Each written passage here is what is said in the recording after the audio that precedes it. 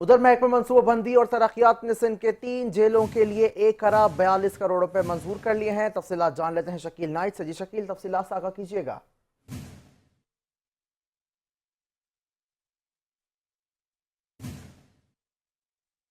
तफसीलात से आगाह कीजिएगा शकील।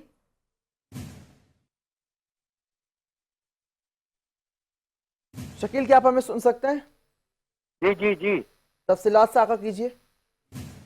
जी, महकमा जेल खाना जात के अहम मंसूबों की महकमा मनसूबाबंदी व तरक्यात ने मंजूरी दे दी है और फंड जारी करने की हिदायत जारी कर दी है। महकमा मनसूबाबंदी व तरक्यात में एक इजलास हुआ जिसमें सेंट्रल जेल लाड़काना की मरम्मत और देखभाल के लिए 24 करोड़ 39 लाख रुपए मंजूर कर दिए गए। कराची सेंट्रल जेल में इंतजामी ब्लॉक की तोसी के लिए 21 करोड़ 65 लाख रुपए की मंजूरी दे दी गई और मलिर जेल में 1000 कैदियों के लिए कंपाउंड वाल बनाना और उनके लिए बैरक बनाना, उनके लिए 2 अस्पतालें तामीर करना, वेटिंग रूम बनाना और जो पार्किंग शेड है उसकी तामीर करने के लिए उन्होंने 53 करोड़ 99 लाख रुपया मंजूर कर दिए गए।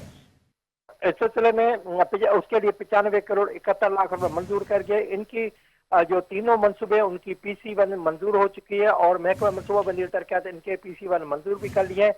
अब तीनों मंसूबे को मंजूरी देकर महकमा मनसूबाबंदी तरक्यात ने महकमा खजाना को हिदायत की है कि इनके फौरी तौर पर फंड जारी कर दिए जाए ताकि जो है वो रवा माली साल में ही इन मंसूबों पर काम शुरू किया जा सके और मुकर्रर वक्त पर तक ये इन मंसूबों पर काम भी मुकम्मल किया जा सके। जी, तफसीलात के लिए शुक्रिया शकील।